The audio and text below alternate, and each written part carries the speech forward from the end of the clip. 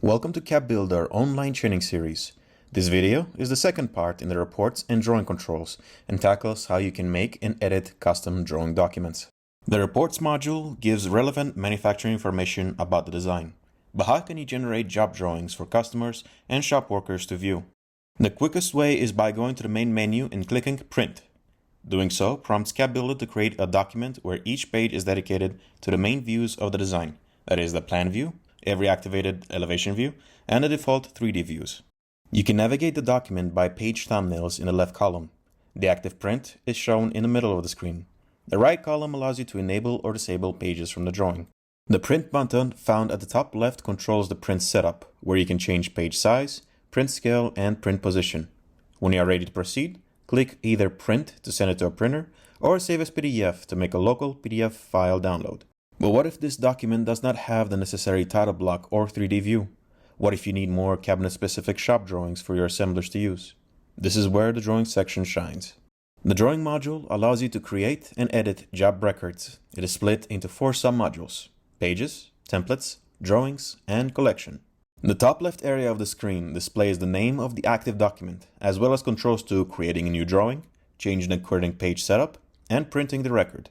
The rest of the left column is dedicated to showing the sub-module menus and their commands. The middle area displays the active drawing. The top has navigational tools, while the bottom has access to graphical objects, which you may use to edit the document. Clicking on any object within the drawing workspace will display its attributes in the right-hand column. The drawing sub-module is the first to explore. This lists the available documents for the current design. These are tied to the design file, so they will be saved whenever the file is manually saved. Click Edit Selected Drawing Document to make the selected record active. You may also copy and delete selected documents. Click Create Drawing Document to make a new record. There are several starting points for new documents which can be accessed in the drop-down list. The first of these is Custom Drawing. Name the document, choose the setup to be used for its pages, and click Create. You can see the new drawings in the sub-module. Custom drawings start with a single default blank page, allowing you to create documentation from scratch. The next starting point is called Cabinet Parts. Choose the drawing setup and then click Next. Enable or disable the cabinets to apply it to, and then click Create. This document has each page dedicated to every part of the selected cabinets. The middle of the page displays the part and its dimensions. The title block indicates what part is shown, what material it's made of, the overall dimensions of the part, what cabinet it belongs to, and what wall the cabinet is snapped to. Assigned operations will be annotated with the appropriate dimensions, so this document can serve as a useful cheat sheet for newer cabinet assemblers who may not yet know the shop's standards. It could alternatively serve as clarification for a tricky parts processing and assembly. The third document type is Cabinet Assembly. Set up and enable or disable cabinets in the same way as before. You may enable all or clear all using the top left buttons. Click Create when ready. Cabinet Assembly allocates a page for each cabinet and lays out its assembly information, a transparent wireframe view with overall dimensions, the cabinet's cut list, and a title block describing the cabinet's construction. This serves as a useful reference tool for your shop's assemblers. The fourth document type applies only to cabinets with face frames and is called Cabinet Frame Assembly. Complete the setup, choose the cabinets, and click Create. This drawing dedicates a page for each face frame found in the design. The frame parts are drawn and measured along with the openings between them. The frame-specific cut list clarifies the info, and a title block indicates which face frame is shown and what cabinet and wall it belongs to. The second sub-module is called Pages. Use this menu to organize your documents by rearranging their page order, adding, copying, or deleting pages. This sub-module also allows you to navigate documents by their pages thumbnails. These documents serve a purpose as they are, but you can further edit them by using the graphical objects at the bottom center of the screen. The first of these is the Draw Line function. Activating this tool allows you to draw lines in the same way as you would walls.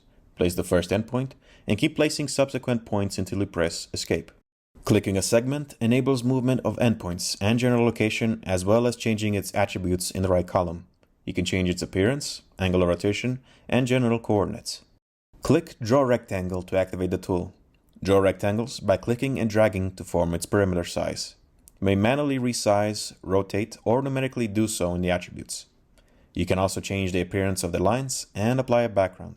The top of the right column has object controls like Cut, Copy, paste, and delete. Here is also a button that can arrange what objects overlaps the others. Drawing a circle works the same as rectangles. Click and drag to form the perimeter. Circles can be turned into ellipses by changing its dimensions, and into arcs by changing start or end angles. You may also apply backgrounds, change perimeter appearance, or change outer borders. Activate the text box tool and draw it like you would rectangles. Text boxes allow you to place text in a document. Click on the box to resize, rotate, or change attributes. Double-click the box or click Edit in the attributes to start typing. Text boxes allow you to use variables that point to information cells within the design's information. Start this with an opening brace. Doing so will list the variables you can use. Click on one for a breakdown of what it points to. Double-click a variable to automatically activate it. The information gets filled in once you stop editing the text box by either clicking End Edit or pressing Escape on your keyboard. This is useful when pre-designing templates and title blocks. Click the Image Box tool and click and drag to draw. Image boxes are straightforward elements that can display logos, finishes, machine thumbnails, and any other images that you may have uploaded. Creating a table starts with clicking Draw Table. CabBuilder must know the starting amount of rows and columns, their default appearance, and applicable cell paddings. Then click Create. Now draw the table by clicking and dragging. You can resize the table, globally change fonts, apply backgrounds, and change appearances of outer borders and inner cell lines. Click Edit to enter cell editing mode. Then select which cell you would like to edit. Table cells can display either text or image boxes and have the corresponding attributes to customize them. You can also merge cells by casting a net on the applicable cells and clicking Merge Cells. They may also be split horizontally and vertically. The final graphical element is measurements. They are drawn like line segments and they allow for custom measurement values or auto size to a given scale. Dimension line, fonts, styles, marks, and extensions are all customizable.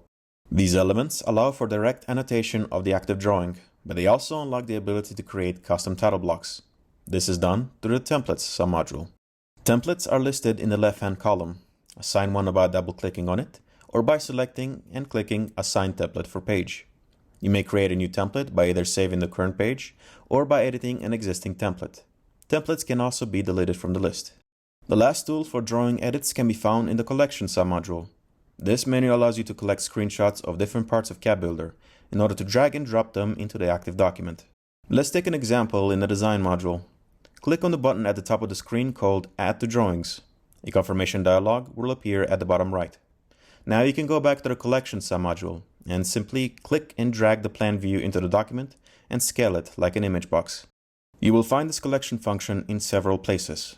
At the top center of the plan view, at the top center of the elevation view, at the bottom right of the 3D window, in the cabinet's wireframe, at the top center of the print document, at the top left of the cut list module, and at the top center of the active report in the report module. Note that collection items are deleted at the end of the session, whether you choose to manually save the job file or not. This is done to avoid bloating the file with too many collections. The drawing module gives you the tools you need to customize your documents. We will highlight how you might typically use it in the practice in the next video. Thank you.